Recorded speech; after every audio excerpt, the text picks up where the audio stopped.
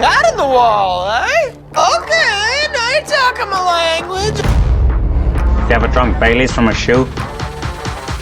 Oh, great. Thanks, Mother, for replacing the baby aspirin with LSD. How much you want to make a bet I can throw a football over the mountain?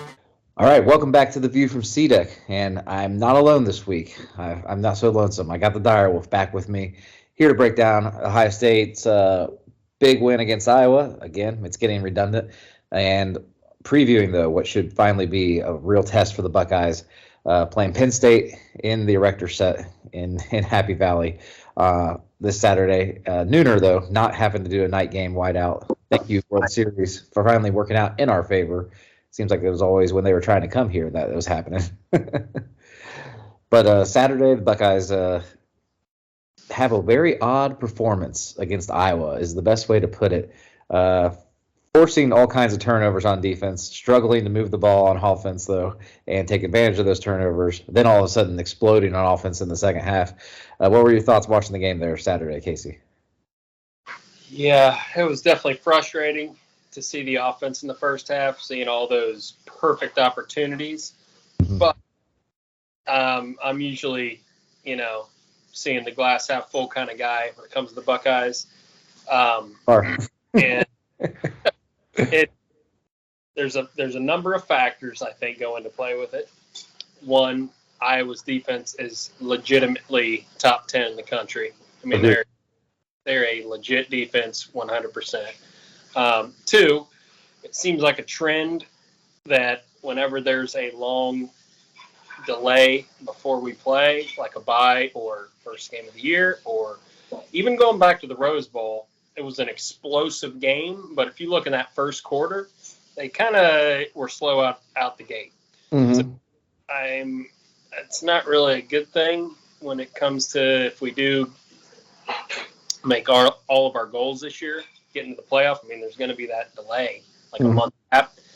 So hopefully they can get that figured out. But that, and then also it's a weird thing to complain about. Not really complaining, but you're coming off that delay, playing this legit defense, and then you get these turnovers, and you're starting on like the freaking 30 and the 20, and they're not really able to get into a rhythm.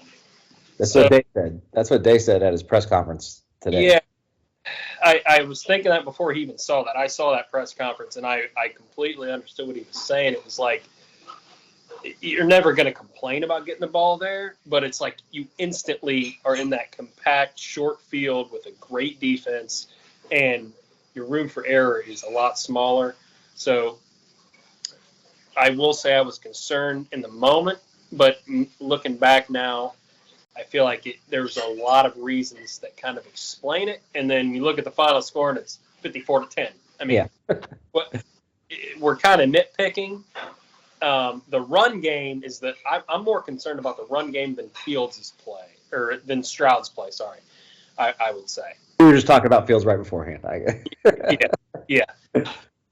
Stroud, I think he's thrown a pick in like 4 or 5 straight games, something like that.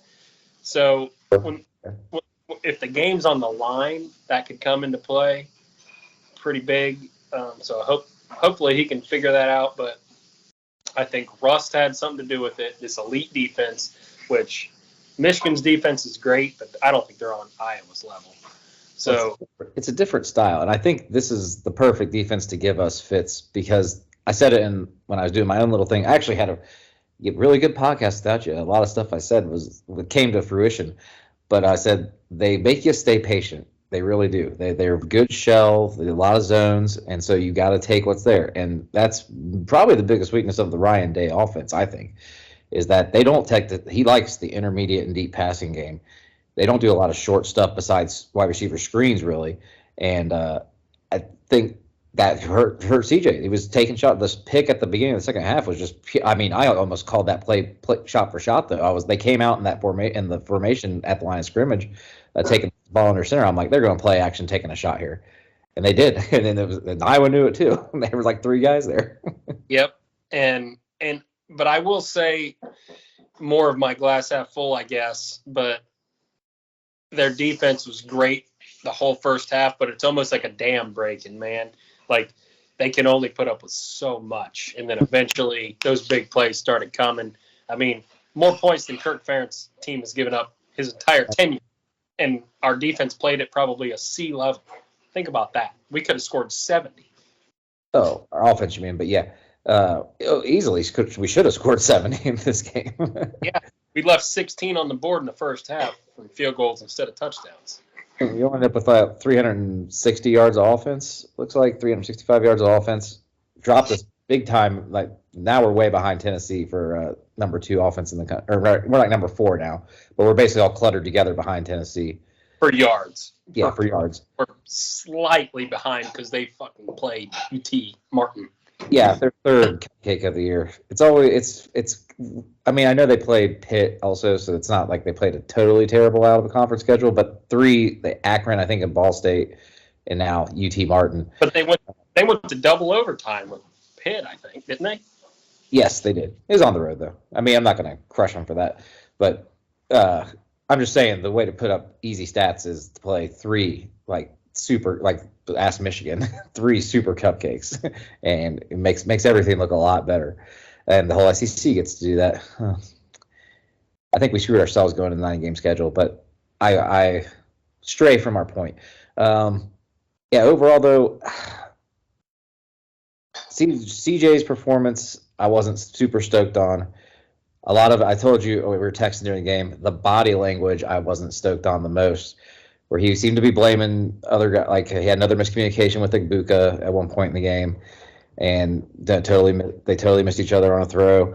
He had some bad throws. He had another throw that should have been an interception luckily they were offsetting penalties because it was a terrible throw, like a terrible decision. Even one of his best throws of the day to Harrison on like a deep out or a deep dig type thing that play got extended. It's into triple coverage. Now it's a perfect throw, and it's a perfect catch by Harrison. It's a great play by both of them, but it's also into triple coverage.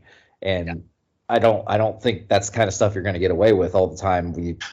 Like you said, with them throwing a pick in 4 straight games, you could play Tennessee. You can't waste possessions. You play Bama, you play Georgia. You can't waste possessions. You just can't do it.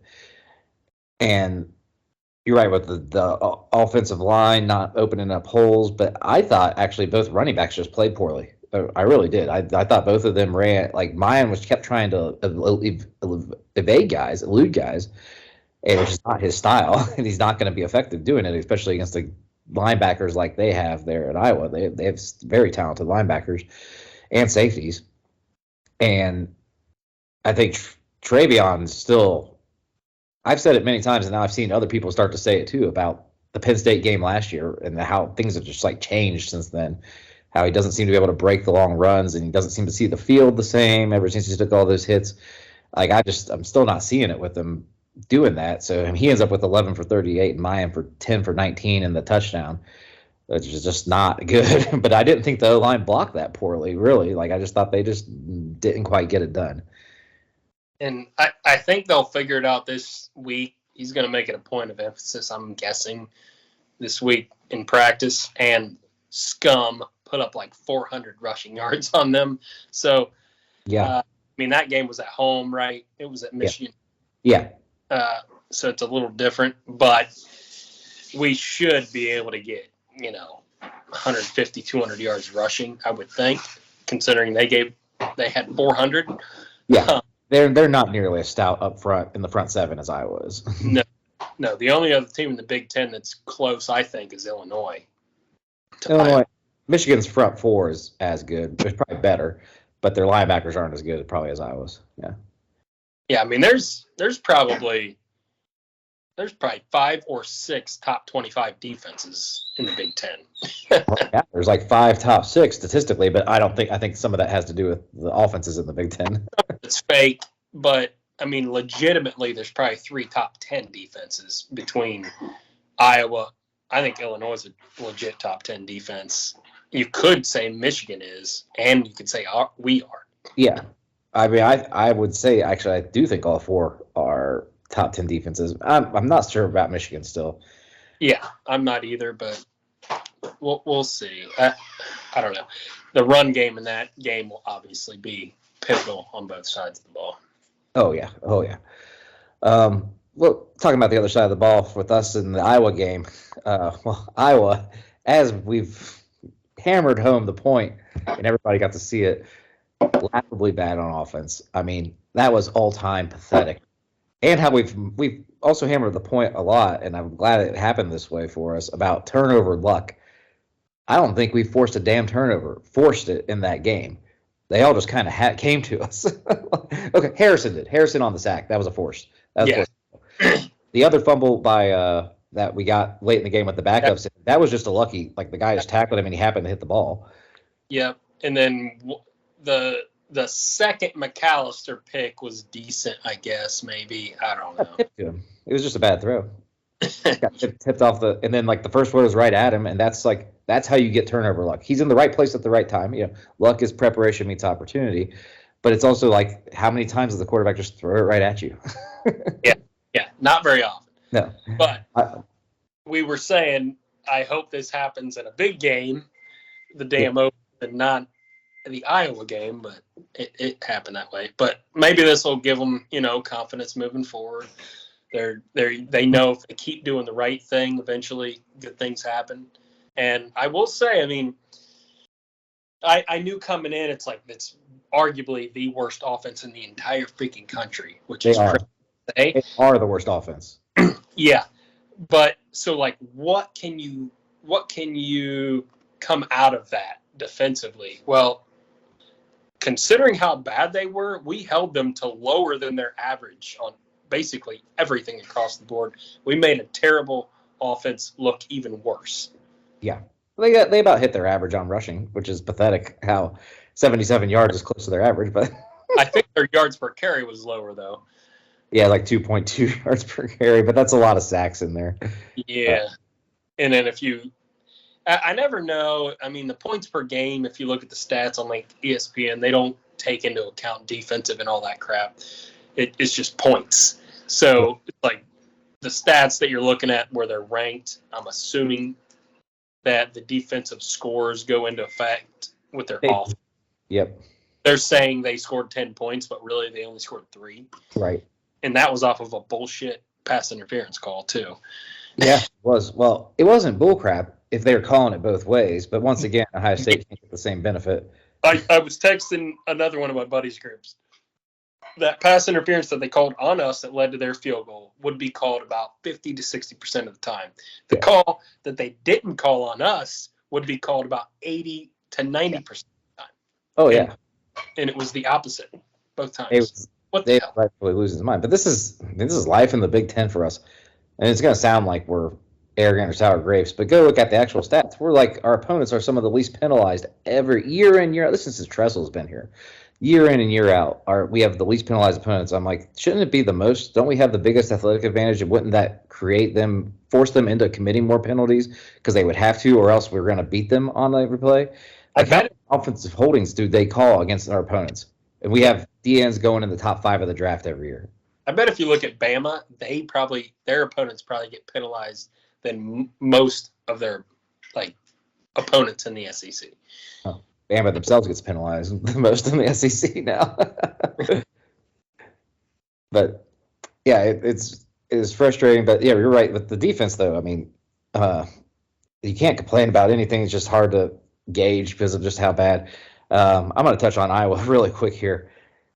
You have to fire Brian Ferentz right now, and Kirk Ferentz is being more and more arrogant about not doing it right now. And it's they have a situation on their hands. I think they both need to go just because he's refusing to do it. I was going to say the same thing. Ferentz is playing his get out of jail free card kind of thing. He's been here so long. He's I'm letting my son do his thing. He's making millions of dollars or whatever he's making. I don't. Okay. Yeah. I can retire right now and it doesn't matter. So fire me and give me my buyout. Which is $46 million, man. There's a lot of programs in the country right now that are the coaches have them by the nuts. They got them by the nuts. You're talking $80-90 million buyouts, which that's just not, you don't stumble across that money. Yeah, like Jimbo Fisher, man. I mean, they're not going to get rid of him. Jimbo, Mel Tucker. I mean, and there's more. This list goes on. Plus 2 coaches that got fired already in the Big Ten. with huge buyouts. Yeah. Scott Now Wisconsin looks like they might win the West again. I mean, there's like 4 teams that could win it. Somebody, I haven't looked at this. I just heard it on the radio today. Somebody did the math. The Northwestern could still win the division at 4-8. What? Yeah. If they won out, and then, well, there'd have to be It's still a loss. They still have one more loss than that. What? They can lose a game? Oh my God! They're holy shit. Yeah, they're 1-7. You're right. Yeah, it's hilarious. All right, but we'll move on to Penn State this weekend. Always our secondary rival. They're not really our rival. They want to be our rival, but they're not. Sorry, boys. And your shit ass stadium with your crappy Nittany Lion roar going on all the time. We're coming in to invade and dominate and take over. And it's one of those games though, every year in and year out, somehow it's way closer than it should be. And the spread is 15? And I forgot what the over-under is. Do you count that real quick? I think it was like 62 last time I saw. 61. It's actually 16-point spread now, but I'm giving us 15 for our picks. Like I said, every year it's weird. It's weird, but if you look at the stats, we match up real well with them. Their defense is worse than I thought, to be honest. Like both against the pass and the run. I do think they have a good secondary. I do think my boy Marvin Harrison Jr., who chalked up another touchdown this weekend, this will be his toughest test, and this is where the day he can make some money. Because Joey Porter Jr. is legit, and he's also the type of guy that's going to give him the most problems because he's big. 6'2", has good length, good speed, all that. That should be a great matchup. But it's a nooner, so it's not going to be the whiteout. It's not going to be Penn State at its scariest. They had a nice bounce back win against Minnesota last week after getting trounced by Michigan 2 weeks ago. But got to be sticking in their mind. We all have seen Sean Clifford in big games. We know how that goes. But we've also seen them get demolished by Michigan and then beat us under James Franklin in the same season, 2016. So who knows what's going to happen on Saturday. I'm tempted to actually take the points, but I don't think I will. What do you think there coming up Saturday? Yeah, it's weird if you look at it. Like they have statistically, like if you look at deep stats, like the PFF, the focus, like the rankings, they have 2 of the best defensive backs in the whole country. But those stats also say that C.J. Stroud's like the 18th best quarterback in the country. So, but go on. Yeah, take it with a grain of salt, I guess. But I mean, you look at these guys; they look like they got a couple of NFL caliber defensive backs, but then you look at their passes yards given up and their all that. It's like 40th in the country or something like that. Mm-hmm. So, I mean, if you go specifically by the numbers, I'm with you right there. Statistically, we should dominate. Like my gut tells me it's going to be another, like we put up 54 on Iowa and our offense sucked. Mm-hmm. But that was mainly because their offense was terrible, kept giving us perfect opportunities. So my gut tells me it's like a 45-17 type of game. Like we're going to own them. But you look back at the past 5 years, going back to, I think it was 16 or 17, we won by 1, then 1. We lost it before. 16, we lost by 4 on the tip. Oh. Then we won by 1 by 1, then we won by like 11, and then 13, and then 11 or something like that. Yeah. So the past 5 years or 6 years, we have not won by the spread at all. Yeah. And it's away. Yeah. So by all judgment and rationale, you would say we're not covering, but I'm saying we're going to cover easy. Yeah, I feel like we should. The only hesitance I have is that what you just said. But Sean Clifford stinks. Their quarterback is not good in any sort of real big game. He's just not talented enough. He's, he can run, but not great. Like he's not going to outrun an elite defense with elite athletes. He can throw, but not great. He's not going to, he can throw the arm punts up there, though, and draw some pass interferences, which could be big. I mean, I could see them keeping it close for a while. I could see it being like 17-10 at halftime, something like that. Yep. And I was going to say it's all about the beginning of the game. I said this in the Wisconsin game. It's a little different because they're one-dimensional on offense. But, I mean, if we get the ball first, go right down the field, score, stop them on defense, score again, that game's freaking over. Put them in their head. Yeah. Bye-bye. But if they get the ball first, they go down, even kick a field goal, then, like, stop us. And then, you know, it's back and forth until halftime, and it's maybe like a 17-14 game or something. Then it's biting my freaking nails until blocks 0, and we probably win by like 7. Yeah. Oh God, I can't take one of those. I don't need one of that. I need an easy one this weekend, even though they've all been easy this year. Yeah. Game. So I think that first quarter is pivotal. If we, the funny thing, the ironic part of this whole season and this game especially is I'm more confident in our defense coming into this game than anything. Like, I'm thinking if our defense can keep playing great like they have been and keep giving our offense opportunities, there's no chance we're going to lose. Well, that's one thing I think about the spread. I'm like, okay, they probably don't hold us under 30 because nobody can, unless it's the first game of the year and weird things are happening. Yep. You know, they're probably not holding us under 30. They're probably not scoring over 20. So that's at least a 10 to 12 point, 14. Like 31-17 is probably like a worst case scenario if you really like play it out in your head. And that's a 14 point. But I mean, I feel like the worst case scenario seems to happen with them. We outgain them by 200 yards and we lose by 4 points. That's happened there before. The block kick. Oh, they're going to throw the kitchen sink at us. They always do. I expect to see Aller and some packages to run the ball at us and see if they can exploit us that way. And Toledo had success, you know, with a little bit of some QB run, design QB runs. So it could happen. But the way this defense is playing, you're right. The front, but everybody but the corners, really, and they were just totally untested because of how bad and pathetic Petrus and that offense are on Saturday. So there's nothing really to talk about. But you can't like think they showed anything either. And Cam Brown, I mean, Cam Brown was out, and I barely noticed. Yeah, and I touched on it earlier. I mean, Michigan had completely exposed them running the ball, and we were bad running the ball against Iowa. So I'm thinking Dave's going to want to make that a point of emphasis this week. And I think that was the big reason why we struggled to score in the red zone too. Mm-hmm. Couldn't find those holes, couldn't, make a 1 yard gain into 3 yard gain or whatever. There was a handful of losses when it would be like, there was a couple times where it was like 3rd and 3 and we ran the ball thinking we're probably going to go for it on 4th and we'd lose like 1 or 2. And it's 4th and 5 and you're like, shit, well, got to kick the field goal. Got to kick the field goal. Yeah, I agree. We can't let that happen against Penn State. So I'm thinking he's going to make a point of emphasis to run the ball. If he does that, it's going to make everything else easier. If we have success gaining 4, 5, 6 yards on first down. So that whole point, I'm thinking it's all about the beginning of that game, and it's kind of who knows, but my gut tells me it's like a 45-17 game.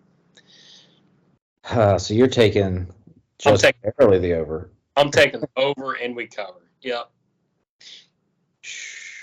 I'm going to take the under, but we cover. That's what I'm going to do. I'm not 38-21, something like that. If it's 41-13, something like that. But then it gives me some play there. If not, right now I'm 9-4. I'm not sure what you are on the year. I'm 9-4-1 in the Buckeye games. Much better than than our gambling podcast and my my picks. I'm confident in. Apparently, I should be confident. And my rule. I don't bet on the Buckeyes for real because it just would add too much. I know you love doing it, but it's like your number one bet is to bet on the Buckeyes. I bet on this one. Yeah, you threw down. I mean, I kind of like it because the spread seems a little low until you think about other things, and then you're like, well, it's not that low, which means I'm not thinking it's a weird Vegas thing going on. I'm thinking the low spread has to do with the history, and people that know this rivalry know that 15 points is not a small number. So we won by that much in Happy Valley. Yeah, I have no idea. I mean, it was probably like, I'm guessing like 2004 or something like that. I don't know. We played them at home that year. Maybe 02 and in the national title year. 02 was 13-7. Chris Gamble interception return for a touchdown at home. That was at home too. Wait, I what? can't think of it. I can't think of a time we had one by 15 in there. It should be the same. It should be an even number. No, it changed. 02, 04 were, then 08 ended up being a home game. Because remember, we weren't playing everybody every year then for a minute there. Okay. Except Michigan. Yeah. Or we had because we had back-to-back road games with Wisconsin in there at some point. Yeah, right. You're right. I remember that now. Yeah. It was weird, yeah. But yeah, I can't think of it. It was 14, the national championship year. We go to double overtime with them. Like it doesn't matter what it's. We killed them one year, but I think it was at home. It was 15 with JT's first start, and we thought, oh, we found it. We righted the ship. That's it. Yeah. And then he got a DUI the next week, and our offense started floundering again. Oh, good times. Well, so we both have Ohio State covering. I have the under, you have the over. Should be pretty good game though, regardless. And I'm interested to see this is a lot of proving ground for both sides of the ball because they're the best offense we've played. I don't think they're a great offense at all because of their quarterback. But other than that, they're pretty good. And it's this not the best defense we play because I think Iowa's the best defense we're going to play unless we see Georgia in the playoff. I agree. But they're just saddled with that offense that they can't stop anybody. I mean, you can't stop an offense like us forever if you're out there. We only scored one touchdown in our first 10 possessions. Now, one was a kneel down at the end of the half, but we only kneeled down because we were playing so poorly. Normally, Day gets aggressive. He would have went for it. But I'm surprised he kneeled it because it could have been a turnover and disaster. Yeah. But so what are your expectations in case you forgot to ask me for the have I was about to ask you that, but go ahead, ask me. Your national championship aspirations for the Buckeyes, have they gone up, down, or stayed flat since Michigan State? Since Michigan State, okay. Well, I guess bye, but yeah, I guess we had the bye. I think they went down a tinge on Saturday because the offense showed some flaws. CJ showed some flaws that I think, and Ryan Day's offense showed some flaws as a whole that I think are just going to be there. Now, they're not going to destroy our hopes, I don't think. It's not something we can't overcome. So the quarterback not running the ball and how it affects our offense in the red zone against a good defense. I think we saw it again. If we have to play a defense that can actually match us at the line of scrimmage, at least, I don't know if we can run the ball when we want to run the ball, regardless of what they're doing. I don't know that we can, and I don't know that CJ. He had a play again in this game where he should have ran it on 3rd and 5 when our offense was struggling. Yep. As the field opened up, he he stepped up to do it and then just didn't do it. And I'm like, man, you got to make those plays. You got to. You just have to at times if you're going to win a national championship. Because, like I said, we play like Tennessee or Georgia. We can't waste possessions. You just can't do it. But on the other hand, our defense is more and more every week. I mean, eventually, I don't care who you're playing. Eventually, you are who. Like I say this all the time, you are who you're showing you are, and they're showing they're a good defense, like a legitimately good defense. And paired with this offense, it may not matter what warts we have. If we could beat we're LSU good, and they had tons of warts going into until they got to about their last 3 games. Then all of a sudden they looked like the complete team, and I think that could definitely be us still. But I'm a little less confident overall, I guess I would say, but I still think we're going to win the national championship. I'd say mine are. So I wasn't on the podcast last week. Going back to the Michigan State week, I'd say mine are down a little bit, mainly because of how good Michigan looked against Penn State. Mm-hmm. It's got me more worried than I was previously because up until that game, I wasn't worried about Michigan nearly as much as I was coming into the year because they kind of struggled against Maryland. I mean, even against Iowa, they were up 20-0, but then they let them back in that game. That wasn't a pushover game, and then they go to Penn State, and I'm thinking, that was like a 7-point spread, and they just absolutely dominated. And then you got a pissed off Bama that's lost, completely dominate, and unwarrantedly a Mississippi State team that should not be ranked, but of course they are because they're in the. But I mean, that was one of my. I had that one locked that they're going to come out pissed off and just push them around. So I mean, you got some of our competitors that are looking a lot better. Our offense played a top caliber defense, which we might likely see in the playoff. And it didn't look as good as they have in the past, but they did come out in the second half, made adjustments, came out pissed off, throwing punches, and scored some touchdowns. I mean, Iowa had only given up 5 touchdowns on the entire season, and we scored 6, right? Yeah. Or 5. I think it was 5. 4 passing and the Mayan. Is that right? Yeah, that sounds right. And then we had 4 field goals and a defensive touchdown. Yeah. So yeah, it'd be 5 touchdowns. Yeah. It's like, yeah, our offense is probably playing a little bit down, but our defense, I just think, like you said, everybody keeps saying we haven't played anybody, but we're freaking 7 games into the season. Mm-hmm. And they are just looking legit. Like, we know who we play. They're in the right spots. They're making tackles. They're causing turnovers. Our corners aren't looking great, I guess, at times. But, I mean, no defense is perfect. And even Knowles has said we're going to give up 4 or 5 big plays a game, but that's fine with how good our offense is. Yeah, and as long as it's not coming like all in bunches, it's okay. Yeah. Once every now and then. Mm-hmm. Yeah, so looking forward to this week. Go Bucks. That'll be our podcast this week. We'll have a gambling one coming up too. Like us, comment, subscribe. Follow us on Twitter @ViewFromCDEC, and we will see you guys next week. Hey guys! Whoa, big gulps, huh? All right. Well, see you later. A rich man's world.